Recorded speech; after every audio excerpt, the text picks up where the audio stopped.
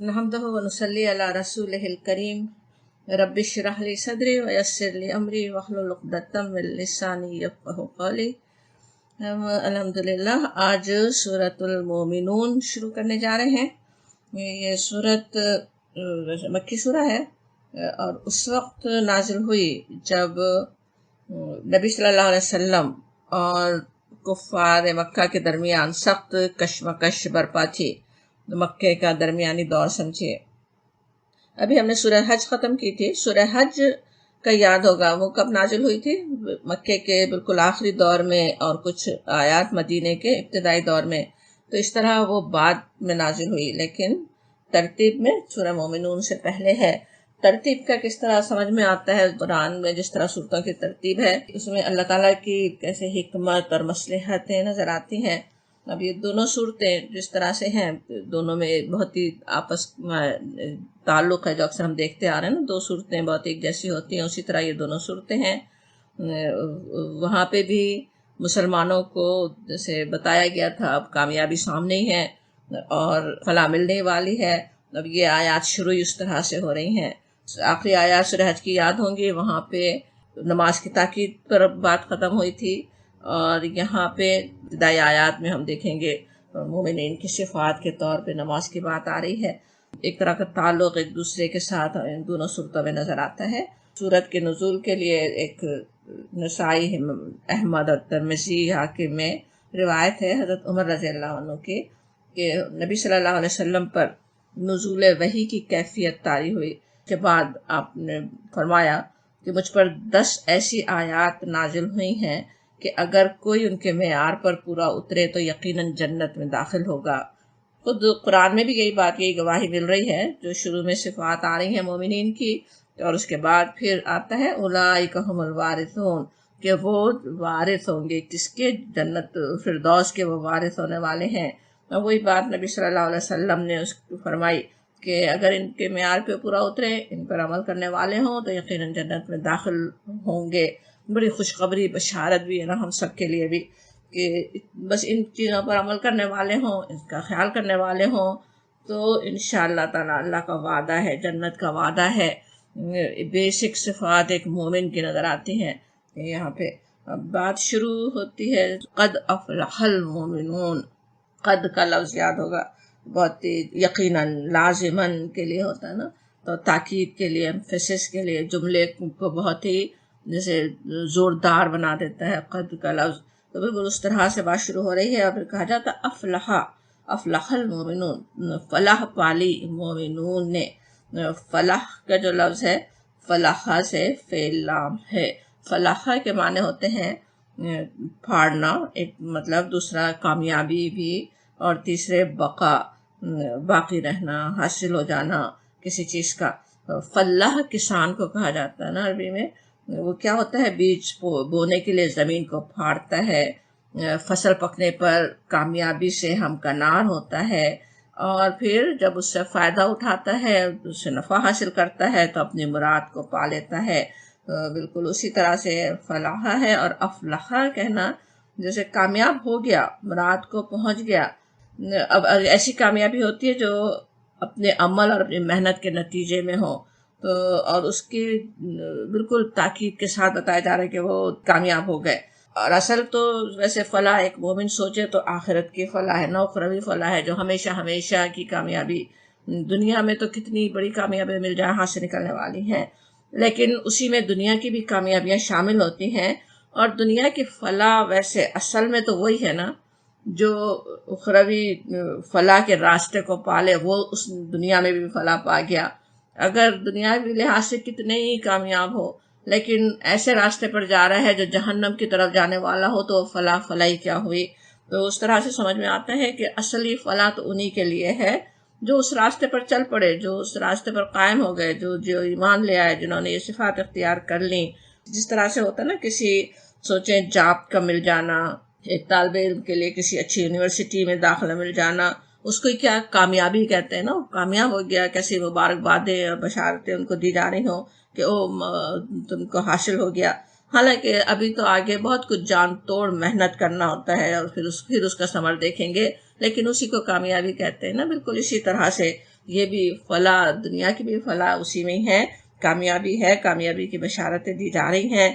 اور دنیا تو اصل میں امتحان گئی ہے، کوئی اتنی کامیابی حاصل ہو جائے وہ بھی ایک امتحان ہی رہتی ہے، لیکن اصلی فلاح پھر آخرت ہی میں مل سکتی۔ اور اس فلاح کو پانے کے لیے، اس فلاح کے راستے میں کیا کرنا ہے وہ یہاں پہ ان آیات میں بتا دیا گیا، بہت کیسے جامع طریقے سے بتا دیا گیا، مختلف مختصر سے تھوڑے تھوڑے سے الفاظ میں کیسے سے پوری سمودی گئی اور دنیا بتا دیا گیا ایک مومن کے کرنے کے کیا کام ہیں۔ پہلی بات یہ ہے قد افلح المومنون۔ قد افلح کا ہم نے ابھی سمجھا مطلب، ویسے افلح کا سوچیں تو دیکھیں جیسے ماضی کا صیغہ ہوتا ہے نا، پا گیا، لیکن جب ایک تو قد کے ساتھ آیا قد افلح تو حال کا بھی سمجھا جاتا، پا گیا، پا رہا ہے۔ پھر یہ بھی ہے کہ جو بات جیسے ماضی میں پاسٹ میں ہو تو اس کے تو پیش آنے میں کوئی شبہ ہی نہیں رہتا نا، وہ تو پیش آ چکی، اب کوئی شک و شبے کی گنجائش ہی نہیں۔ تو بالکل اسی طرح سے قرآن میں بات آتی ہے، اکثر آخرت کی اکثر بشارتوں کا ماضی کے ذائقے میں دیکھتے ہیں نا، اللہ تعالیٰ کے نزدیک تو وہ پیش آ چکی۔ ایک بندہ جب اس راستے پر چل پڑا بس لکھ دیا گیا اس کے لیے تو فردوس آگے اللہ تعالیٰ نے لکھ دی، وہ تو فلاح پائی گیا، اللہ تعالیٰ نے اس کے لیے کامیابی لکھ دی۔ تو اس طرح سے یہاں پہ کہا جا رہا ہے کہ قد افلح المومنون، اور المومنون کہا جاتا جو ایمان لانے والے، مومن کی جمع۔ ایمان لانے کے بعد تو قرآن میں اور بھی طرح سے آتی نا، جیسے الذین یؤمنون، وہ لوگ ایمان لاتے ہیں۔ جب یہ بات کہیں الذین یؤمنون تو کیا ہوتا ہے، وہ ورب ہو رہا ہے نا، فعل کے طرح آ رہا ہے، وہ ایمان لانے والے ہیں، اور اس کے لیے بھی بہت سی بشارتیں ہم دیکھتے ہیں قرآن میں۔ لیکن جب مومن کہیں تو فاعل کی طرح جب بات آئے تو جیسے وہ ہمیشہ کرنے والا ہے، اور وہی کرتے ہی رہے گا، کر ہی رہا ہے، ہمیشہ کرنے والا ہے۔ تو اس سے کیا سمجھ میں آتا ہے، ایمان لا کر جو ثابت قدم ہو گئے، ایمان پر جو قائم ہی ہو گئے، جو اپنی آخری سانس تک ایمان پر قائم رہنے والے ہیں، وہ اصل میں مومن ہے نا۔ اس کو مثال سے ایسے سمجھیں جیسے اگر کہا جائے کہ الذین یصبرون، وہ صبر کرتے ہیں، تو کیا مطلب ہے، کوئی صبر کرتا ہے اس وقت صبر کر رہا ہے نا، کوئی یہ مشکل میں ہے لیکن وہ اس وقت صبر کر رہا ہے، لیکن ضروری نہیں کہ ہمیشہ ہی کرتا رہے گا یا ہمیشہ اس کا یہی طریقہ ہے۔ لیکن جب صابر کسی کو کہتے ہیں تو کیا مطلب ہوتا، وہ ہمیشہ ہی ہر حالت میں صبر ہی کرتے رہنے والا ہے۔ بالکل اسی طرح سے جب مومن جب کہا جائے تو وہ ایمان پر قائم ہی رہنے والے ہوتے ہیں، ہر حال میں، ہر طرح کے حالات میں، اپنی زندگی کے ہر دور میں، اپنی زندگی کے ہر معاملے میں وہ ایمان پر قائم ہی رہتے ہیں۔ ان کے لیے یہاں پہ اللہ تعالیٰ نے خوشخبری دی کہ وہ فلاح پانے والے ہیں۔ جیسے ابھی ہم یاد کر رہے تھے اس کے نزول کا وقت، اس وقت کا سوچیں مسلمان کتنی زیادہ مشکلات میں ہیں، انتہائی ان کے لیے حالات خراب ہیں۔ آج بھی ویسے تو ایک حد تک کچھ مختلف قسم کے ہیں، لیکن اسی سے ملتی جلتی حالت ہے۔ کفار زوراور ہیں، سیاست اور معیشت ان کے ہاتھ میں، مسلمان کمزور، بے بس اور غریب، مشکلات اور پریشانیوں سے دوچار۔ مکے میں تو کیا حال تھا اس وقت ان کا، وہاں رہنا ہی دو بھر ہو رہا تھا، اس وقت ہجرت حبشہ جیسے شروع ہو چکی ہوگی، بالکل رہ نہیں سک رہے تھے، اپنا وطن چھوڑ کے نکلنا پڑ رہا تھا، اتنی وہ مشکلات میں ہیں۔ بلکہ ایک عام انسان دیکھے تو ایسا لگے کہ بس تھوڑے دن کی بات ہے، ابھی وہ بس ان کے اسلام جیسے نعوذ باللہ ختم ہی ہونے والا ہے، یا جو مومن ایمان لائے جو، وہ تو بس دنیا میں ناکام ہو رہا ہے، دنیا اس کے ہاتھ سے نکل رہی ہے، یہ نظر آ رہا تھا نا اس وقت۔ ان کو بھی کہا جاتا ہے کہ وہ تو قد افلح المومنون، پورے زوردار طریقے سے اعلان ہو رہا ہے کہ وہ تو کامیاب ہو گئے، اپنے ایمان کے لیے، اپنی آخرت کے لیے، اپنی دنیا کو جنہوں نے خطرے میں ڈال دیا، وہ تو بس اصل کامیاب ہے، انہوں نے کامیابی پا لی، وہ تو کامیاب ہونے ہی والے ہیں، بتا دیا جاتا۔ اور وہ مومنون کیسے ہوتے ہیں، ان مومنون میں ہم اپنا شمار کروانے کے لیے ہمیں کیا کرنے کی ضرورت ہے۔ سب سے پہلی صفت ان کی آتی ہے الذین هم فی صلاتہم خاشعون، وہ لوگ ہیں جو ہم الذین، پھر ہم آئے تو اس میں بھی تاکید کی بات ہوتی ہے نا، کہ وہی ہیں، جیسے کہا جا رہا ہو فی صلاتہم، اپنی نمازوں میں وہ خشع کرنے والے ہوتے ہیں، خشوع کرنے والے ہوتے ہیں، وہ اصل میں کامیاب ہیں۔ سورہ حج کے آخری آیت میں تھا فَأَقِیمُوا الصَّلَاةَ کا حکم تھا، نماز قائم کرو۔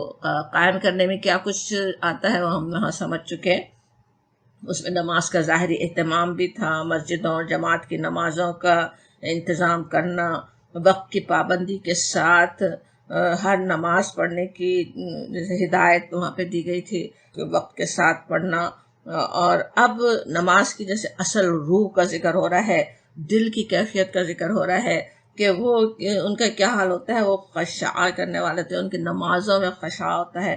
خشاع کیا ہوتا ہے؟ معنی دیکھیں تو اکثر ڈر لکھا ہوگا، لیکن اصل میں تو وہ ایسا ڈر جو عاجزی جس سے پیدا ہو، جس کے اثر دل سے آگے نکل کر اعضاء اور جوارے پر بھی نمایاں ہو جائے۔ جس طرح قرآن میں نا خشعت الاصوات، آوازیں دب جائیں گی کی بات آتی ہے، وہ کیا ہے؟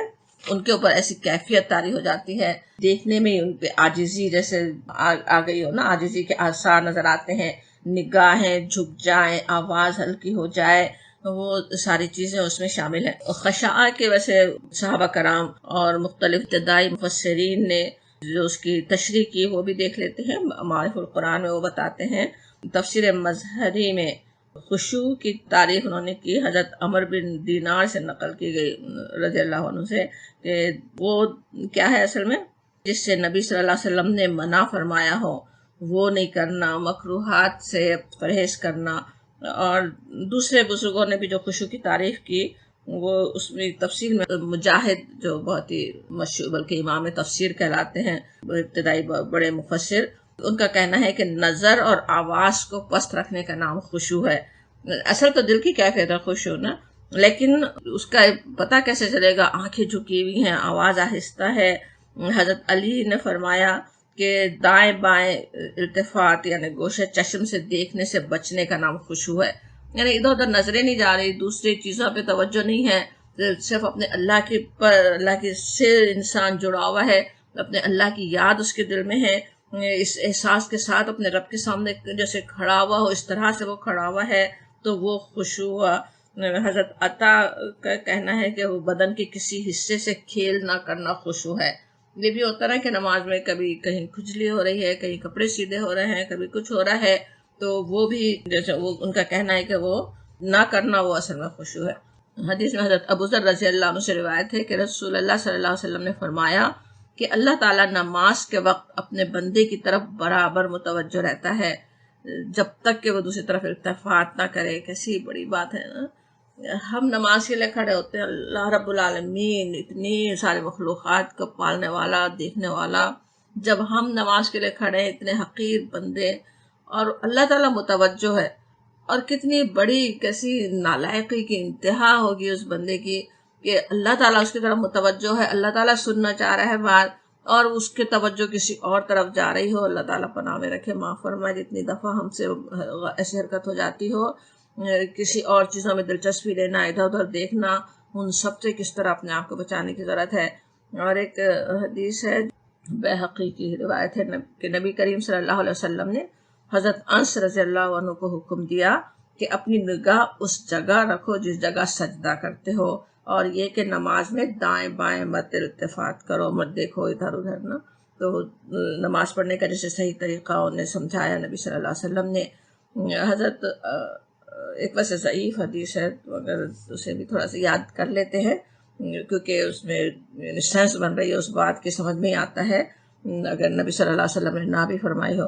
حضرت ابو ہریرہ رضی اللہ عنہ فرماتے ہیں کہ رسول اللہ صلی اللہ علیہ وسلم نے ایک شخص کو دیکھا کہ نماز میں اپنی داڑھی سے کھیل رہا ہے، تو آپ نے فرمایا کہ اگر اس شخص کے دل میں خشوع ہوتا تو اس کے اعضاء میں بھی سکون ہوتا، اگر دل میں اس ڈر ہوتا تو پھر اس طرح وہ کھیل نہ رہا ہوتا، اس طرح وہ داڑھی سے کھیلنا یا کسی بھی چیز کی طرف کوئی اور کام کرنا، وہ اصل میں جیسے خشوع کے خلاف بات ہے نا، پھر انسان کے دل میں خشوع نہ ہونے کی علامت ہے، جیسے بالکل اس طرح سے نا۔ تو اصل چیز کیا ہے کہ دل بالکل اللہ کی یاد سے غافل نہ ہو۔ اگر سوچیں ویسے دل اگر یاد سے غافل ہے اور ظاہر میں انسان خشوع کا اظہار کر رہا ہے، وہ تو منافقت تک بات پہنچ سکتی، لیکن خشوع پیدا کرنے کے لیے بھی ان ظاہری آداب کی بھی اہمیت ہے۔ ابھی جیسے حدیث ہم نے یاد کی، اسے سمجھ میں آتا ہے کہ ظاہری طور پہ بھی یہ پورے آداب کا خیال کریں تو خشوع قائم رکھنے میں مدد ملے گی۔ اور بہترین خشوع وہ ہے کہ دل اللہ کی یاد سے اتنا نرم ہو جائے کہ انسان خود بخود ادھر ادھر دیکھنا، سوچنا، کپڑے ٹھیک کرنا سب کچھ بھول جائے، اپنے اللہ کی یاد میں لگا رہے۔ خیالات تو تنگ کرتے رہیں گے، شیطان چھوڑتا تو نہیں ہے، مسلسل اس کی اپنی کوشش تو رہے گی، اس کا بالکل ٹارگٹ بنا ہوا ہوتا ہے نا اس وقت مومن شیطان کا بھی، کہ وہ کسی طرح اللہ کی یاد سے غافل کر دے. لیکن بار بار جو کچھ ہم پڑھ رہے ہوں اس کی طرف ہم متوجہ ہونے کی کوشش کرتے رہیں. اللہ تعالیٰ کوشش کو جاننے والا ہے، اللہ تعالیٰ کوشش کا صلا دینے والا ہے. کیونکہ اکثر مسئلہ ہوتا نا خشوع کا، تو علماء یہ بھی تھوڑا سا اطمینان دلاتے ہیں کہ خشوع جیسے فرض نہیں ہے، نماز فرض ہے. انسان یہ نہ سوچے کہ اچھا خشوع تو ہوتا ہی نہیں تو اب میں کیا فائدہ، نماز قبول نہیں ہوگی. ایسا نہیں ہے، کوشش کرنا انسان کا کام ہے. اللہ تعالیٰ کوشش کو جاننے والا ہے اور اس کا صلہ اللہ تعالیٰ دینے والا ہے. لیکن جس طرح ہم نے ابھی سمجھا، اس سے کچھ خشوع کی اہمیت کم نہیں ہوتی. یہ نہیں ہے کہ خشوع فرض نہیں ہے تب ہم اس کی پرواہ نہ کریں خشوع پیدا کرنے کی، بلکہ معرف القرآن میں وہ اشرف علی تھانوی کا قول لکھتے ہیں کہ ان کے خیال میں یہ کہ خشوع جو ہے وہ روح نماز ہے، اور اس کے بغیر نماز بے جان ہے. مگر اس کو جیسے رکن نماز چاہے نہیں ہے، نماز کا رکن نہیں ہے، نماز میں فرض نہیں ہے، لیکن خشوع نہیں ہوا تو نماز نہیں ہوگی. تو اس لیے اس کو بھی جیسے انہوں نے فرض کا درجہ تقریباً دیا کہ نماز قبول نہیں ہونے کا خطرہ لاحق ہے نا اگر خشوع پوری طرح نہ ہو. تو اس کی فکر کرنے کی تو بہت اہمیت ہے کہ خشوع لازماً پیدا ہو. اس کے لیے کیا کچھ ترکیبیں ہیں وہ آپ سب کو پتہ بھی ہوں گی، اور انشاءاللہ سب کو کوششیں کرتے بھی ہوں گے. پہلے سے ہی اللہ کی یاد جیسے کرنے والے ہوں، نماز سے پہلے سے فکر ہو کہ نماز اچھی طرح ہو، اس کے پورے آداب کا، صفائی کا، ستھرائی کا، اس کا خیال کرنا، کہاں پڑھ رہے ہیں. سوچیں جہاں پہ کچھ اور ایسی ایکٹیویٹیز چل رہی ہیں جو ہمیں نماز سے ہمارے دھیان کو ادھر ادھر لے جا سکتی ہیں، وہاں سے ہٹ کر ایک گوشے میں پڑھنا، الگ سے پڑھنا کتنا مدد دے سکتا نا خشوع پیدا کرنے میں. پھر اس کے معنوں کا یاد ہونا، معنوں کا سمجھنا کہ ہم نماز میں کیا پڑھ رہے ہیں. پھر قرآن پڑھنا، اس کو غور کرنا، نیا قرآن یاد کرتے رہنا، اس کو پڑھتے رہنا، اس سے بھی نماز میں بہت خشوع پیدا ہونے کے امکان ہوتے ہیں نا. بلکہ خشوع میں جو چیز بھی رکاوٹ بن سکتی ہے ان سب سے بھی کس طرح نبی صلی اللہ علیہ وسلم نے ہدایت کی بچنے کی نا. جیسے بھوک لگ رہی ہے کھانا پہلے کھا لو، نیند سے برا حال ہو رہا ہے سو جاؤ، یعنی کوئی اور حاجت ساتھ لگی ہے تو دھیان اسی طرف جاتا رہے گا نا نماز میں. تو ان ساری حاجتوں کو پورا کر کے پورے اطمینان کے ساتھ اللہ کی طرف رجوع ہوں تو اللہ تعالیٰ اپنی رحمت سے ہمیں اپنا خشوع بڑھانے کی بھی توفیق عطا فرمائے، اور جو کچھ جتنی ہماری کوشش ہے اسی کو قبول فرما لے انشاءاللہ تعالیٰ. ہمیں پھر کہا جاتا آیت نمبر 3، والذین، اور وہ لوگ جو ہم وہ عن اللغوی، لغو سے معرضون، اعراض کرتے ہیں، لغو سے وہ اعراض کرنے والے ہوتے ہیں. معرضون کا جو لفظ ہے این ردوات سے عرض کرنا، ویسے تو پیش کرنے کے بھی معنی ہوتے ہیں نا، لیکن اردن کہیں تو ایک جانب، ایک کنارہ. اور جب ان کے ساتھ آتا جیسے یہاں ہو رہا ہے نا ان اللغوی معرضون، تو ان کے ساتھ جب آئے تو کیا مطلب ہوتا ہے؟ منہ پھیرنا، کنارہ کشی کرنا. انگلش میں اس کے معنی دیکھیں آپ ڈکشنری میں تو اوائڈ کرنا یا ٹرن اوے، یا یہ کہ ابنڈن، ڈسکارڈ کرنا، ناٹ ٹو مینشن، یہ سب معنی اس کے ہوں گے. لغو کیا ہے؟ بے معنی بات، لا یعنی کام، بالکل نان سینس. لغو سے مراد یہاں ویسے ہر وہ بات اور کام اور چیز ہو سکتی ہے جو زندگی کے اصل مقصد رضا الہی سے غافل کرنے والا ہو. ایسا کام جو ہمیں اصل مقصد سے ہٹا دے. لغو اصل اسی کو کہتے ہیں کہ ایک انسان کو جو اصل میں کام کرنا چاہیے، جو اس کا اصل مقصد ہے، اس سے ہٹا دے، وہ چیز لغو ہو جاتی ہے نا. تو اس طرح سے لغو میں گناہ اور معصیت کی چیزیں بھی ہو سکتی ہیں، اور وہ جو جیسے مکروہ چیزیں ہیں یا وہ بھی بلکہ جن کی اجازت بھی ہے، حرام نہیں ہے، لیکن ان میں مشغول ہو کر انسان اپنے فرائض سے غافل ہو سکتا. اپنا اصل مقصد سے اگر غافل ہو جائے، کوئی بھی چیز ہو سکتی ہے نا. دنیا ہی کے سوچیں، دنیا کی ساری ذمہ داریاں ہم پہ فرضی ہیں، ہمیں انہیں پورا ہی کرنا ہے، اپنی اولاد کی پرورش کرنا ہے، رزق حلال حاصل کرنا ہے. اسی لیے ایک حدیث میں بھی ہے کہ انسان کا اسلام جب اچھا ہو سکتا ہے جبکہ وہ بے فائدہ چیزوں کو چھوڑ دے. معرف القرآن میں حدیث ہے جس کا حوالہ وہاں پہ نہیں ہے، جیسے ترک ما لا یعنی، ترک کر دینا ما لا یعنی، جس کا کوئی مطلب نہیں ہے، جس کا کوئی مقصد نہیں ہے، ایسی چیزوں کو چھوڑ دینا وہ اسلام کا حسن ہے. نبی صلی اللہ علیہ وسلم نے فرمایا وہ اچھا اسلام ہے، وہ بہترین اسلام ہے. تو لغویات سے پرہیز کرنے کی ضرورت ہے. اور یہاں پہ جس طرح الذین هم فی صلاتہم خاشعون کے بعد یہ آیت آ رہی ہے نا، اس سے یہ بھی سمجھ میں آتا ہے، بلکہ حقیقت ہے یہ نا، کہ لغویات سے پرہیز اور نماز میں خشوع دونوں لازم اور ملزوم ہے. یعنی ایک چیز ہوگی تو دوسری بھی ہوگی، دوسری چیز نہیں ہوگی تو وہ دوسری بھی چیز نہیں ہوگی. یعنی اگر سوچیں انسان لغویات میں لگا ہوا ہو، اس میں لغو چیزوں میں دلچسپی لینے والا ہو، تو ظاہر ہے اللہ کی یاد سے دل غافل ہو جائے گا نا. پھر تو نماز پڑھتے ہوئے بھی ہو نہیں سکتا کہ اس طرح سے خشوع اس کے دل میں پیدا ہو. اور اسی طرح سے اگر نماز میں خشوع نہیں اختیار کرتا، نماز میں جس کو اللہ کی یاد نہیں آتی، وہ کتنی آسانی سے لغو کی طرف پھسل سکتا ہے نا. انسان کوشش کر سکتا ہے اپنے آپ کو لغو سے بچانے کی، لیکن اگر وہ اللہ کی یاد نہیں کرنے والا ہے تو پھسل ہی سکتا. اگر سوچے نماز اچھی طرح پڑھتا ہو 5 دفعہ دن میں، یا اس کے ساتھ دوسری نوافل بھی خشوع کے ساتھ ادا کرتا ہو، تو اسے کتنی فکر ہوگی اپنے اللہ کی رضا کی، کیسی فکر ہے اسے، آخرت کی کیسی فکر ہے. پھر اسے تو وہ لغویات پھر سمجھ میں آئیں گی کہ وہ کیسی لغویات ہیں. سوچے لغو میں کیا کیا چیزیں ہو سکتی ہیں، جیسے ڈرامے ہیں، ناولیں ہیں، موویز ہیں. یہ ساری چیزیں بھی لغو بیکار چیزیں ہیں نا. اور کتنی اس میں دلچسپی پیدا ہو سکتی ہے، انسان کیسے ان کی طرف ہو. کوئی کہانی تو جیسے شروع ہو تو پھر اس کے آخر جاننے کے لیے انسان خواہ اس کو دیکھنا ہی چاہتا ہے، سننا ہی چاہتا ہے، معلوم ہی کرنا چاہتا ہے. لیکن جس کو اتنی فکر لگی ہوئی ہے اپنی آخرت کی، اس سے تو لگے گا کہ اس کا کیا فائدہ ہے، مجھے بالکل جھوٹی بات ہے یہ، اس کی کوئی حقیقت ہی نہیں ہے، مجھے اس سے کیا فائدہ. اس کا اس طرح دل نہیں لگ سکتا نا.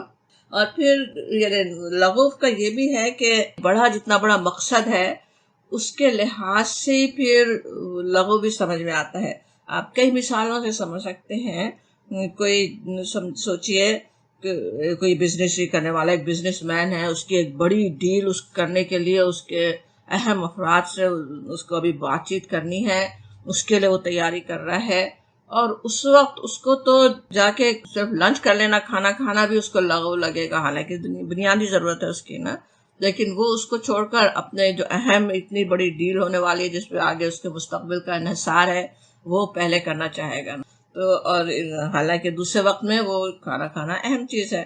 بالکل اسی طرح اور بھی کئی چیزیں ہو سکتی ہیں. ایک امتحانی سر پہ کھڑا ہوا ہے، اس میں ایسا نہیں ہوتا کہ انسان اپنے بڑی تفصیلی صفائیاں نکال کر بیٹھ جائے، کوئی اور بہت سے ایسے کام کرنے لگ جائے جس کی وجہ سے تیاری امتحان کی نہ ہو رہی ہو. تو اس طرح لغو کا بھی خود ہی سوچنا ہوگا اپنے حالات کے لحاظ سے. اور خصوصاً سوچئے کہ وہ جو آخرت اتنی بڑی زبردست آخرت کی کامیابیاں ایک طرف ہیں، اتنی زبردست جنت اللہ تعالیٰ نے اپنے بندوں کے لیے تیار کی ہوئی ہے، اس کو ایک طرف حاصل کرنے کی فکر ہے. اور اتنی بری جگہ دوزخ سے اپنے آپ کو بچانے کی جس کو فکر ہے، وہ پھر کیسے دنیا کے اندر مگن ہو کے رہ سکتا ہے. دنیا کے فائدے، دنیا کے خوبصورتیاں، دنیا کی چیزوں میں کیسے وہ اتنا زیادہ دل لگا سکتا ہے کہ آخرت برباد اس کی ہو جائے، جنت کا راستہ ہی کچھ لمبا ہو جائے، جنت کی طرف جا نہ سکے. کس طرح اس کے لیے اتنی زیادہ فکر کرنے کی ضرورت ہے. سورہ فرقان میں عباد الرحمن کی خصوصیات آتی ہیں نا. وَإِذَا مَرُّوا بِاللَّغْوِ مَرُّوا كِرَامًا، جب وہ لغو پہ سے گزرتے ہیں تو بڑے کرامت، بڑے اس سے گزر جاتے ہیں، عزت سے گزر جاتے ہیں، اس میں دلچسپی نہیں لیتے ہیں نا. جنت سوچیں ایسی جگہ ہے جہاں پہ کوئی لغو چیز ہوگی نہیں. لا تسمعوا فیہا لاغیہ، وہاں کوئی لغو بات نہیں سنیں گے. لا یسمعون فیہا لغوا الا سلاما، اس سورہ مریم کی آیت ہے، وہ پہلی والی سورہ واقعہ کی تھی. تو کس طرح کوئی وہاں پہ لغو ہونے والا نہیں ہے. تو وہاں وہی لوگ ہوں گے نا جنت میں بھی جن کی دلچسپیاں جھوٹی باتوں میں، تانے اور غیبتوں اور فحش گفتگو، گندے پروگراموں، گندی باتوں میں جن کی نہیں تھی. جو دنیا میں اس میں غرق ہو لغو میں، وہ کیسے پھر وہاں جا سکتے ہیں جنت کے، وہ کیسے باسی بن سکتے ہیں، وہ کیسے جنت کو آباد کرنے والے ہو سکتے ہیں. ایک تو یہ بھی بات سمجھ میں آتی ہے نا. ایک اور بھی ویسے ضمنی مفہوم اس کا ہے، جس طرح سورہ قصص میں آتا ہے کہ وَإِذَا سَمِعُوا اللَّغْوَ أَعْرَضُوا عَنْهُ وَقَالُوا لَنَا أَعْمَالُنَا وَلَكُمْ أَعْمَالُكُمْ، کہ جب وہ کوئی فضول باتیں سنتے ہیں تو اس سے اعراض کرتے ہیں اور کہہ دیتے ہیں کہ ہمارے ساتھ ہمارے اعمال اور تمہارے ساتھ تمہارے اعمال. وہ آیت ویسے سورہ قصص وہاں پہ ان کے بارے میں آتی ہے جو عیسائی لوگ اسلام لائے تھے مکے آ کر، اور ان سے مکے کے لوگ کفار مکہ انہیں باتیں سنا رہے تھے. اس کے جواب میں انہوں نے یہ کہا تھا. تو اس سے یہ بھی بات سمجھ میں آتی کہ دوسرے لوگ جو باتیں اس طرح کی کر رہے ہوں. دنیا میں سوچیں انسان خود اگر اپنے آپ کو، اپنی زبان کو محفوظ بھی رکھ لے، اپنے آپ کو محفوظ رکھ لے لغویات سے، تب بھی دوسروں کی ناگوار باتوں سے تو سابقہ پڑھ ہی سکتا نا. کبھی کوئی ہم پر باتیں بنا سکتا ہے، تانے دے سکتا ہے، ہمارے بارے میں کوئی غلط باتیں کر سکتا ہے، ہماری محبوب ہستیوں کے لیے غلط باتیں کوئی کر رہا ہو، مذاق بنا رہا ہے، ہمارے دین ہمارے مذہب کا مذاق اڑایا جا رہا ہو. تو ایسے میں کس طرح ہوتا ہے نا. بلکہ اکثر تو یہ ہوتا ہے کہ لوگ دین کا تقاضا یہ سمجھ لیتے ہیں، دین کی اہمیت اس کو سمجھ لے جاتا کہ مشتعل ہوں، اس پہ اشتعال دکھائیں کہ کیسے ہمارے محبوب چیزوں کو یا ہمارے دین کے لیے یہ بات کہی گئی. حالانکہ ذرا سوچے، آج اسلام کے دشمن ہیں، ان کے تو جیسے ہاتھ میں ٹول آ گیا ہے نا کہ مسلمانوں کو بھڑکانے کا، بلکہ اسلام کو بدنام کرنے کا بہترین طریقہ ہے نا. ان کے خلاف، نبی صلی اللہ علیہ وسلم کے خلاف کوئی کارٹون بنا دیں، شرارت کی بات کر دیں، اور مسلمان مشتعل ہو کر اپنی مسلمانوں کی سارے پراپرٹیز سے تباہ کر رہے ہوں اور کیا کچھ کر رہے ہوں، اور پھر اسلام کے خلاف باتیں بنائیں کہ مسلمان کیسے جاہل لوگ ہیں اور کیا کیا کچھ کرتے ہیں. تو اس میں ہمیں سمجھ میں آتا ہے کہ قرآن ہمیں ہدایت دیتا ہے کہ نہیں، اس طرح سے گزر جاؤ. وَإِذَا سَمِعُوا اللَّغْوَ أَعْرَضُوا عَنْهُ، اسے اعراض کر لو ان کی باتوں سے. جو وہ چاہ رہے دشمن اسلام ہم سے کروانا، وہ ہم نہیں کریں. ہم مشتعل نہ ہوں، ہم ٹھنڈے رہیں، ہم اپنا پازیٹیو میسج پہنچاتے رہیں، وہ اصل کام ہے. وہ بھی بات یہاں پہ ہمیں سمجھ میں آتی ہے. اور پھر کہا جاتا انشاءاللہ لغو سے ہر طرح سے، اس طرح سے ہم بچنے والے ہوں نا. اپنی مصروفیات کو لغو سے بچائے، اپنے خیالات کو لغو چیزوں سے بچائے، ہماری شوق، ہمارے گول دنیا میں ایسے ہوں جو صحیح مقصد تک ہمیں لے جانے والے ہوں. ہم اپنے اللہ کی رضا جو ہماری زندگی کا مقصد ہے وہ سب پر حاوی ہو. اور وہ جب حاوی ہوگا تو خود بخود خود ہی کو سمجھ میں آ جائے گا نا کہ کون سی چیز ہے میری زندگی میں جو بیکار جا رہی ہے، کون سی چیز ہے جو میری زندگی کا ٹائم، میری زندگی کی اتنی قیمتی مہلت ہے نا، کچھ پتہ نہیں کتنی دیر کی مہلت ہے، وہ کہیں دوسرے ایسے کام میں نہ چلی جائے جس سے میری جنت نہیں بن رہی ہو. ہر ایسا کام میں کروں جس سے میری جنت بن رہی ہو. انشاءاللہ تعالی اس پر پوری طرح سے ہماری توجہ رہے. اور پھر کہا جاتا والذین، اور وہ لوگ جو ہم وہ للزکاۃ فاعلون، وہ زکوٰۃ ادا کرنے والے ہوتے ہیں. یہاں پہ یہ بھی غور کرتے جائیے، جس طرح مومنون کا ہم سمجھ رہے تھے نا فاعل کی طرح سے آ رہا ہے، بالکل اسی طرح ساری صفات بھی اسی طرح آ رہی ہیں. خاشع کی جمع خاشعون. خاشع کہیں تو ہمیشہ خشوع کرنے والا، یعنی کہ کبھی خشوع کر رہا ہے، ہمیشہ ہی اللہ سے ڈرنے والا ہوتا ہے، ہمیشہ وہ اللہ کے آگے جھکا ہوا ہوتا ہے. اسی طرح موردون، اعراض کرنے والے ہوتے ہیں. اب یہاں للزکاۃ فاعلون، فاعل کی جمع آ رہا ہے کہ وہ ہمیشہ کرنے والے ہوتے ہیں. اب یہاں پہ یہ آیت ہے والذین هم للزکاۃ فاعلون، مفسرین اس کو دو طرح سے لیتے ہیں. ایک یہ کہ نماز کے بعد دین کا دوسرا ستون جو ہے، بلکہ اکثر تو ہوتا نا کہ نماز کے بعد ہی فوراً زکوٰۃ کی بات آتی، یہاں پہ بیچ میں لغو کی بات بھی آ گئی. ایک تو اس لیے بھی کہ نماز میں خشوع کے لیے وہ بہت اہم ہے کہ لغو سے انسان پرہیز کرتا ہو، اس کی اپنی بھی بہت اہمیت ہے. اور پھر اب زکوٰۃ کی بات آ رہی ہے. ویسے یہ مکی صورت ہے نا، اس وقت مکے میں آج ہم زکوٰۃ کا لفظ جس طرح استعمال کرتے ہیں نا، ایک مخصوص ٹرم ہے نا، ایک مخصوص اصطلاح ہے. سیونگز پر 2.5% زکوٰۃ نکالنی ہے، اس کے طریقہ پتہ ہے، انشاءاللہ ہم اس پہ سب عمل ہی کرنے والے ہیں. بالکل ظاہر مکی کی صورت ہے تو بالکل وہ اسی طرح سے ٹرم تو نہیں استعمال ہو رہی، لیکن یہ بھی نہیں ہے کہ زکوٰۃ کی بات تو نہیں ہوئی. مکی صورتوں میں ہم بہت دیکھتے ہیں. سورہ مریم میں حضرت اسماعیل علیہ السلام کے بارے میں آتا ہے کانا یامر اہلہ بالصلاۃ والزکاۃ، کہ وہ تھے اپنے گھر والوں کو صلاۃ اور زکوٰۃ کی تاکید کرنے والے. اور اسی طرح اور بھی کئی جگہ آتا ہے. تو زکوٰۃ اللہ کے راستے میں پیسہ نکالنا، وہ تو جیسے مکی صورتوں میں اس کی تاکید ملتی رہی. اور سورہ ماعون ہی ہم جیسے پڑھتے ہیں مکی سورہ ہے. کس طرح اللہ کے راستے میں پیسے خرچ کرنا، دوسرے مسکین کا خیال کرنا، وہ ساری باتیں ہم وہاں پر دیکھتے آ رہے ہیں. تو وہ بھی ہے ہی، اگرچہ مدینے جا کر اس کے پھر اور تفصیلات بتائی گئیں. یہ بھی بات ہے کہ نماز سے بندے کو اپنے خالق سے جوڑتی ہے، اور زکوٰۃ بھی ویسے تو اللہ کی رضائی کے لیے ہے، بلکہ شکر کے طریقہ ہے نا جو اللہ نے ہمیں سکھائے. اللہ تعالیٰ نے جو ہمیں جسمانی نعمتیں عطا فرمائی، ہمیں اپنی نعمتیں عطا کی، ان کے شکر کے لیے ہم نماز ادا کرتے ہیں. پھر جو مالی نعمتیں اللہ نے ہمیں عطا کی مال کے ذریعے سے، اس کا شکر ہم زکوٰۃ کے ذریعے ادا کرتے ہیں. شکر تو اللہ کا ادا کرتے ہیں، لیکن اللہ تعالیٰ کی رحمت ہے کہ اس کے ذریعے سے انسانوں کو آپس میں بھی جوڑتا ہے نا. زکوٰۃ جب دیں تو پھر انسانوں کے تعلقات آپس میں درست ہوتے ہیں، آپس میں انسانوں کے حالات درست ہوتے ہیں. تو وہ ایک بہترین طریقہ زکوٰۃ کے ذریعے سکھایا گیا. اب دوسرے ویسے مفسرین زکوٰۃ کو یہاں پہ صرف انفاق کے معنوں میں نہیں لیتے. ایک تو وہی بات جو ہم نے ابھی سمجھی تھی کہ مکے میں فرض نہیں ہوئی تھی. دوسرے یہاں یہ بھی بات ہے کہ یہاں جیسا زکوٰۃ کے ساتھ آتا نا ایتاء زکوٰۃ کی بات آتی ہے، یوتون الزکوٰۃ، وہ زکوٰۃ دیتے ہیں، اس طرح نہیں ہے، بلکہ فاعلون کا لفظ آ رہا ہے نا، ہم للزکوٰۃ فاعلون، کہ وہ زکوٰۃ پہ عمل کرنے والے ہوتے ہیں. زکوٰۃ کا ویسے اصل میں لفظ جو ہے زے کاف واو سے ہے نا، اس کے معنی ہوتے ہیں جیسے بالغی، نشو نما پانا، بڑھنا، عمدہ ہونا، پاک ہونا.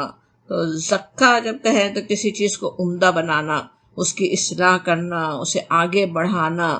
تو اسی سے پھر نفس کو روحانی آلائشوں سے، بیماریوں سے، برے اخلاق سے پاک کرنا، وہ کیا ہے؟ تزکیہ ہے. تزکیے کی بات بھی مکی صورتوں میں کتنی تفصیل سے آتی رہی ہے نا. سورہ شمس میں کی آیت تو یاد ہی رکھنے والی ہے نا، قد افلح من زکاہا وقد خاب من دساہا، کہ فلاح پا گیا جس نے اپنا تزکیہ کیا. اب یہاں بھی وہی فلاح پانے والے جو ہیں وہ زکوٰۃ پر عمل کرنے والے ہوتے ہیں. ہم للزکوٰۃ فاعلون کہا جا رہا ہے. بس جو زکوٰۃ مال کے لیے جو زکوٰۃ ہم کہتے ہیں، اس میں بھی کیا ہے، اگر اس میں سے اللہ کے راہ میں نہیں نکالا جائے، کسی کے پاس مال جمع ہے تو وہ کیا ہوتا ہے؟ کنز بن جاتا ہے نا، خزانہ ہوتا ہے، گندا ہونا شروع ہو جاتا ہے. اور اس سے زکوٰۃ نکال کر مال کو پاک کر لیا جاتا ہے نا.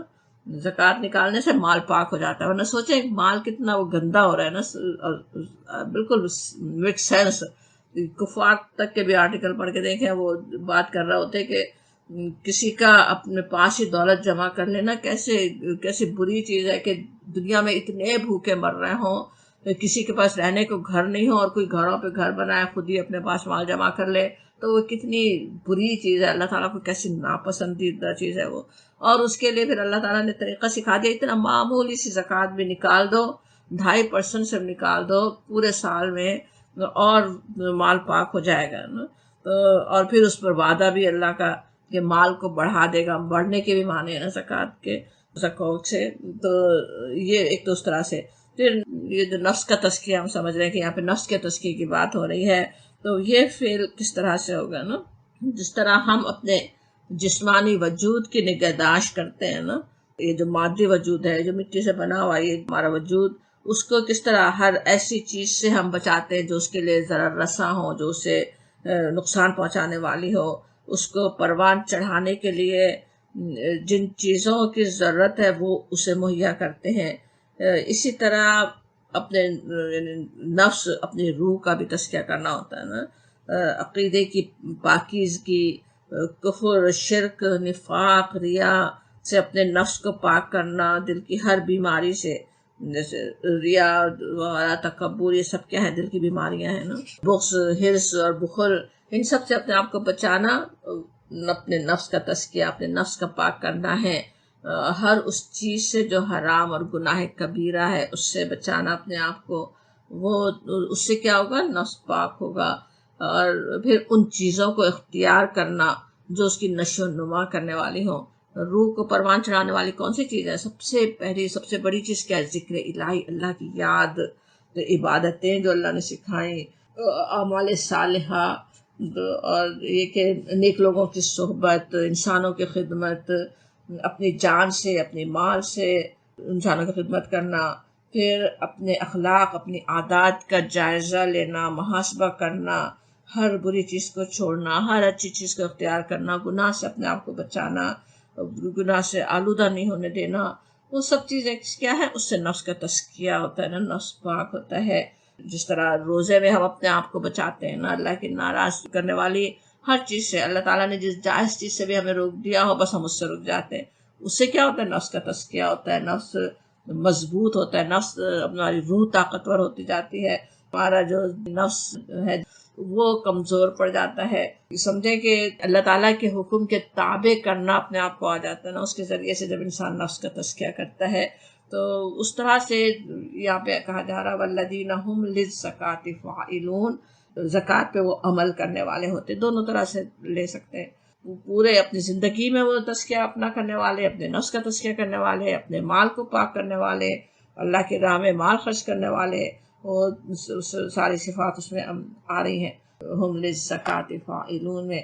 اور پھر کہا جاتا ہے آیت 5 سے 7 تک ایک بات ہی ہو رہی ہے، والذین، اور وہ لوگ جو ہم وہ لفروجہم اپنی شرمگاہوں کی حافظون حفاظت کرتے ہیں، یہاں بھی حافظ کی جمع حافظون فاعل کی وزن پہ، ہمیشہ وہ حفاظت کرنے والے ہوتے ہیں اپنی شرمگاہوں کی۔ اور پھر کہا جاتا ہے الا علی ازواجہم او ما ملکت ایمانہم، مگر اپنے ازواج اور اپنی او ما ملکت یا جو ملکیت میں ہے، ایمانہم ان کے دائیں ہاتھ، ما ملکت ایمانہم دائیں ہاتھ ان کو اون کرتے ہیں، کیا مطلب؟ ان کی لونڈیاں، فإنہم پس بے شک وہ غیر ملومین، نہیں وہ ملامت، نہیں ان پر کوئی ملامت، وہ ملامت زدہ نہیں ہے۔ فمن ابتغی وراء ذلک، اور جو کوئی طالب ہو، جو کوئی چاہے، وراء ذلک اس کے سوا، فاولئک هم العادون پس وہی حد سے نکل جانے والے، حد سے گزرنے والے ہیں۔ اب یہاں پہ کیا حکم آ رہا ہے، کیا بات بتائی جا رہی؟ مومن حکم نہیں ہے یہاں پہ، مومنین کی صفات کی طرح ہے کہ وہ اپنے فروج کی حفاظت کرنے والے ہوتے ہیں، اپنی شرمگاہوں کی حفاظت کرنے والے ہوتے ہیں۔ تو سورہ نور میں حکم کی طرح آیا، اگلی صورت میں ہم اس کی تفصیل پڑھیں گے۔ قل، وہاں پہ کہا گیا قل للمؤمنین یغضوا من ابصارہم ویحفظوا فروجہم، مومنوں سے کہہ دیجئے، نبی صلی اللہ علیہ وسلم کے ذریعے سے کہلوایا گیا، آپ کہہ رہے جیسے کہ اس نظام کو قائم کر دیں پورے مدینے کے اندر، ایسے کوئی کام، ایسے بے حیائی کے کام نہیں ہونے والے ہوں، مومنین جو ہے وہ اپنی نظروں کو نیچا رکھیں اور اپنے فروج کی حفاظت کریں، حیا کی حفاظت کرنے والے ہوں۔ آگے چل کر سورہ نور میں پھر عورتوں کے لیے بھی ہے الگ سے، حالانکہ اس میں بھی عورتیں مرد دونوں شامل ہوتے ہیں، جب یہاں اس میں کہا جائے وَيَحْفَظُوا فُرُوجَهُمْ جیسے کہا گیا تو دونوں ہی شامل ہوتے ہیں، لیکن خاص طور پہ عورتوں کو بھی تاکید ہوتی ہے وَيَحْفَظْنَ فُرُوجَهُنَّ، اور چاہیے کہ عورتوں کو بھی کیا چاہیے کہ وہ حفاظت کریں اپنی شرمگاہوں کی۔ آپ صلی اللہ علیہ وسلم سے کہا جا رہا آپ مومنوں سے کہہ دیجئے۔ اب اصل معنی تو ایسے فرض کی حفاظت کے یہی کہ وہ اپنی شہوانی خواہشات کو کنٹرول میں رکھتے ہیں، صرف وہیں اپنی خواہش پوری کرتے ہیں جہاں انہیں اس کا حق حاصل ہے، یعنی اللہ تعالیٰ نے جو جائز رکھا ہے اس کے لیے کوئی ناجائز طریقہ اختیار نہیں کرتے، ناجائز طریقے سے وہ نہیں کرتے۔ اور ویسے پھر ضمنی طور پہ یہ مطلب بھی لیا جا سکتا ہے کہ وہ اپنے جسم کے قابل شرم حصوں کو چھپاتے ہیں۔ سطر کا لفظ جو ہے ٹرم، اسلامی ٹرم، دوسروں کے پاس تو شاید ٹرم ہی نہیں ہونا کہ کیا چیز ہے جو چھپانے کی ہے، لیکن ایک سطر اللہ تعالیٰ نے رکھا ہے نا، جو دوسرے کسی بھی انسان کو نظر نہیں آنا چاہیے، دوسروں سے چھپانے کی ضرورت ہے، تو ان چیزوں کو وہ چھپا کر ہی رکھتے ہیں، عریانی سے پرہیز کرتے ہیں، دوسروں کے سامنے کھولتے نہیں ہیں۔ اب یہ بات بھی ہم سمجھتے ہی آ رہے ہیں شروع سے ہی، سورہ بقرہ، سورہ اعراف میں شیطان کی سب سے بڑی کوشش یہی ہوتی نا کہ عریاں کر دے انسان کو، اس کے ذریعے سے کیا ہے وہ بے حیا انسان کو اگر بنا دے تو سوچے پھر ہر گناہ انسان کے لیے آسان ہو جائے نا، پھر تو وہ شیطان کے ہاتھوں میں کھلونا ہی بن کے رہ جاتا ہے۔ وہی ہم دیکھتے ہیں شیطان کی کوششیں کیسی کامیاب بھی ہو رہی ہیں، زیادہ سے زیادہ نمایاں کرنے کی اپنے آپ کو، کیسے کیسے فیشن نکلتے رہتے ہیں، کچھ چھپے ہی نہیں جسم کا کوئی حصہ نہ چھپے، سردی سے چھپانا پڑ رہا ہے تو بھی ایسے لباس پہنے جو کہ پورے ایک ایک کر نمایاں ہو جائے، کوئی چیز چھپی نہ رہے، تو اس سے بھی پرہیز کرنا وہ بھی اہم ہے، وہ بھی سمجھ میں آتی ہے بات نا. اور پھر ظاہر ہے اپنی عصمت اور عفت کی حفاظت کرنا وہ بھی ہے. پچھلے مذاہب میں جیسے راہبانہ تصورات کے تحت شادی ہی کو سمجھ لیا گیا کہ جیسے بالکل ہی فرج کی حفاظت اتنی زیادہ ہو رہی ہے کہ اپنے ازواج کے سامنے بھی فرج نہ کھولا جائے، یا شادی کو اس کو ناپسندیدہ سمجھ لیا جائے، تقویٰ کا بلند درجہ جیسے نکاح نہ کرنے کو سمجھا گیا. تو لیکن نبی صلی اللہ علیہ وسلم کا فرمان ہے کہ ان نکاح من سنتی، نکاح میری سنت ہے. بلکہ حدیث یاد بھی کرتے رہے، یاد ہو کہ جس طرح کچھ اصحاب نے خود سے اپنے آپ سوچا کہ ہم زیادہ ہی اپنے اللہ کی رضا کے لیے کام کریں گے، تو ان میں سے کسی صاحب کا کہنا تھا میں کبھی شادی نہیں کروں گا. نبی صلی اللہ علیہ وسلم نے اس پہ سخت ناراضی کا اظہار کیا نا کہ نہیں، میری سنت میں خیر ہے، میرے راز پہ چلو، میں شادی بھی کرتا ہوں، بیویاں بھی رکھتا ہوں، اور تم کو بھی وہی کرنا چاہیے. سمجھ میں آتا ہے کہ نکاح بھی جو ہے نظروں کو نیچی رکھنے والا ہے، حدیث میں یہ بھی آتا ہے نا، وہی حیا کی حفاظت کرنے والا ہے. اس لیے یہاں بھی صاف صاف کہا جا رہا ہے، پہلے کہا گیا کہ وہ اپنے شرمگاہوں کی حفاظت کرتے ہیں، لیکن الا علی ازواجہم او ما ملکت ایمانہم، اپنے ازواج کے ساتھ.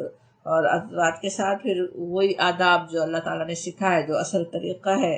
یہ بھی فقہ میں کہا جاتا ہے نا کہ اپنے ازواج کے ساتھ بھی غلط طریقہ اختیار کرنا، حیض اور نفاس میں مباشرت کرنا یا غلط جگہ سے غلط طریقے سے کرنا، وہ سب وہی بات آ جائے گی کہ وہ زیادہ چاہ رہے ہیں. ہم العادون، جیسے آخر میں کہا گیا نا کہ وہ زیادتی کرنے والے ہیں. فمن ابتغى وراء ذلك، جو اس کے سوا چاہیں، جو اللہ نے جو صحیح طریقہ رکھا ہے اس طریقے سے انسان اپنی شہوت کو پوری کرے، اور اللہ تعالیٰ نے جو ذمہ داریاں اسے دی ہیں اس کے ساتھ وہ ذمہ داریوں کو ادا کرنے والا ہو. اب یہاں پہ جو لونڈیوں کی بات آ رہی کہ الا ما ملکت ایمانہم، یہ ہمیں پتہ ہے کہ کیسا نازک موضوع ہے نا. آج اسلام کو بدنام کرنے کے لیے خوب استعمال ہو سکتا ہے کہ اچھا یہ یہاں پہ غلامی کوئی جائز رکھی گئی ہے. لیکن ہم جانتے ہیں، ابھی اگلی سورہ نور میں بھی اس کی کچھ تفصیل آئے گی، لونڈیوں کی اجازت اسی وقت کے لیے تھی نا جب اس کا دور تھا. اس وقت کوئی اور کچھ اور ہو نہیں سکتا تھا. جنگ میں پکڑی ہوئی خواتین آئے تو ان کو بھیک مانگنے کے لیے نہیں چھوڑا جاتا تھا، بلکہ ان کا انتظام کیا جاتا تھا نا. اور وہ بھی بالکل اسی طرح عہد کی طرح، جیسے ایک عہد ہے نا، نکاح بھی کیا ہے، زبان سے عہد کرتے ہیں کہ ہاں ہم نے اس کو اپنے نکاح میں لے لیا، بالکل اسی طرح تھا اپنی لونڈی بنانا بھی، کہ ان کے حوالے کی جا رہی ہے، وہ اس کی پھر حفاظت کریں گے، اس کا پورا خیال رکھیں گے. جس طرح وہ ایک بیویوں کے لیے قوام ہے، ایک مرد ان کی ضرورتیں پوری کرنے والا، ان کو تحفظ دینے کا ذمہ دار ہے، بالکل اسی طرح جب لونڈی کے حصے سے وہ عورت کو گھر میں لاتا ہے تو اس کی ساری ذمہ داریوں کو اس کو پورا کرنا ہوتا تھا. لیکن اس سلیوری کا خاتمہ کرنے کے لیے، مکمل خاتمہ کرنا ہی تھا اسلام کو، لیکن وہ اس طرح سے کیا گیا کہ ایسا نہیں ہوا کہ بس اچانک جس طرح سے کر دیں اور اس کے بعد اتنے سارے انسان ایسے بے گھر ہو جائیں، کوئی ان کا دیکھ بھال کرنے والا نہیں ہو. اس طرح سے نہیں ہوا، بلکہ سب سے پہلے تو ایک تو انہیں بالکل جانوروں سے بدتر ان کی حالت ہوتی تھی نا، لونڈی غلاموں کی، ان کو عام انسانوں کے برابر لا کھڑا کیا گیا. خود اس آیت میں دیکھیں، بیویوں کے ساتھ ان کا تذکرہ ہے، جیسے ایک آزاد بیوی ہے اس کے ساتھ ہی ما ملکت ایمانہم، وہ بھی انسان ہے پوری، اس کا بھی پورا خیال کرنے کی ضرورت ہے. پھر یہ کہ آہستہ آہستہ پھر احکامات جو دیے گئے، جس طرح سے اسی وجہ سے اس کا خاتمہ بھی ہوا. اور جب تک وہ خاتمہ نہیں ہوا اس وقت تک بھی ان کی حالت بالکل بہترین کر دی گئی. جو خود کھاؤ وہ ان کو کھلاؤ، ان کو بہترین طریقے سے رکھو، تو ان کا پورا خیال کرو. ان پہ ظلم نہیں کر سکتے، وہ نافرمانی بھی کر رہا ہو تو بھی اگر تم ان کو سزا دو گے، وہ ذرا سے زیادہ نکلی، تم کو سزا دی جائے گی اللہ کے پاس. کتنا زیادہ ان کا خیال کرنے کا سکھا دیا گیا. وہ اس دور کی بات تھی نا.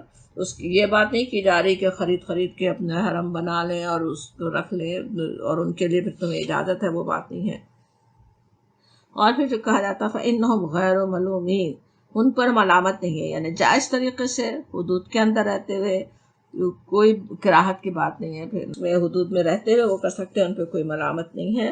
اور جو فَمَنِ ابْتَغَىٰ وَرَاءَ ذَلِكَ فَأُولَٰئِكَ هُمُ الْعَادُونَ، اور جو اس سے زیادہ چاہے، ابتغاء کیا ہوتا، جیسے بہت زیادہ ایک تو چاہنا، اور عادون کا جو لفظ ہے آدھا سے، آدھا کے کیا معنی ہوتے ہیں؟ جیسے لائن کو کراس کر دینا، آگے بڑھ جانا، حد سے گزرنا، باؤنڈری کراس کرنا جیسے کہتے ہیں نا، وہ ہے آدھا.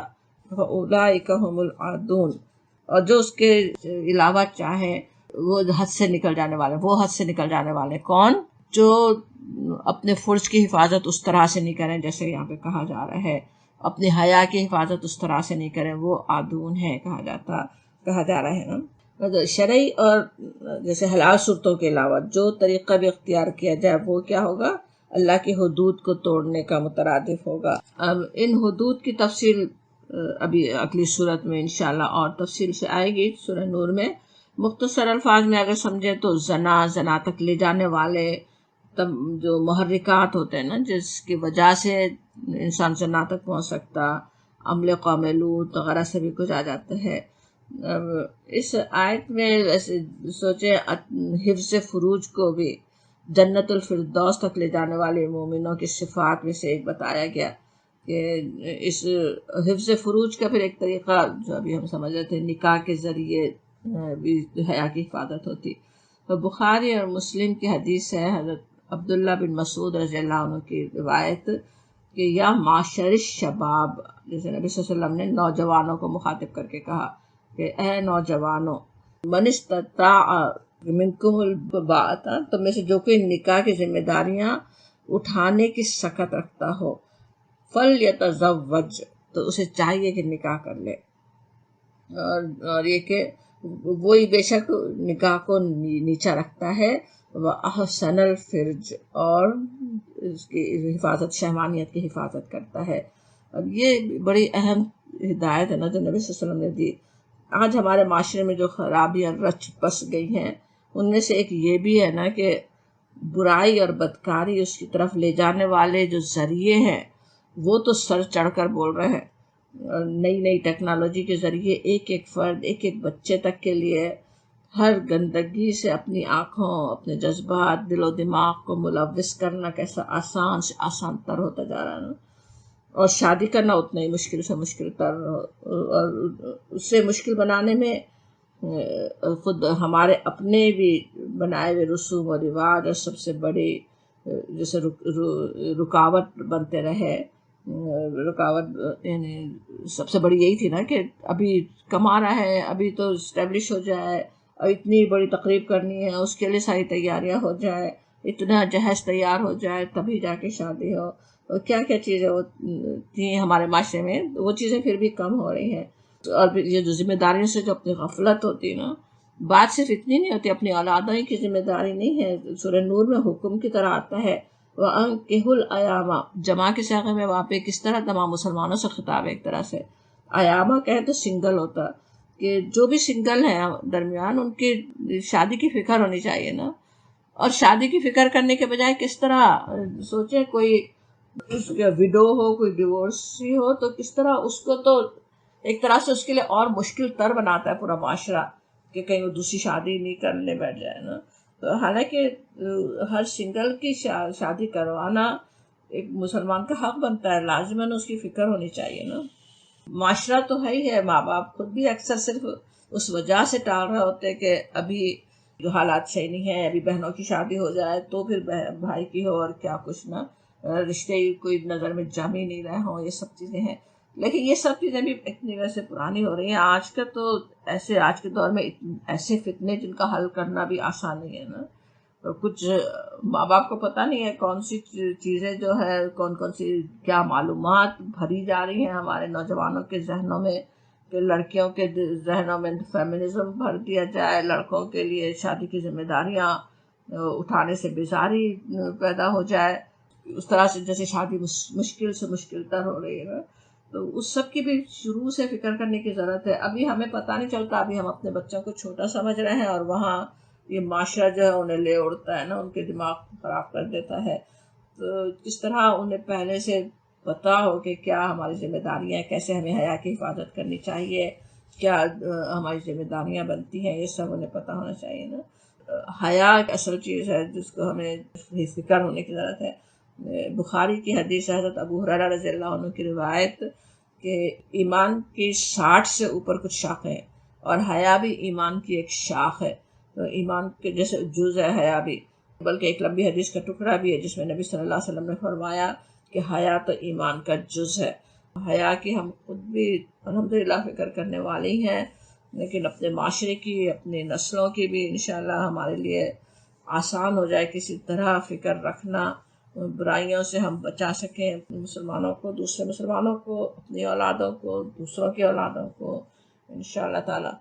وآخر دعوانا الحمدللہ رب العالمین۔ ابھی صفات باقی ہیں کچھ اور بھی مومنین کی، جو ٹائم ختم ہو گیا تو انشاءاللہ ہم اپنی اگلی کلاس میں پڑھتے ہیں۔ ربنا تقبل منا انک انت السمیع العلیم وتب علینا انک انت التواب الرحیم، وصلی اللہ تعالی علی خیر خلقہ وآلہ واصحابہ اجمعین برحمتک یا ارحم الراحمین۔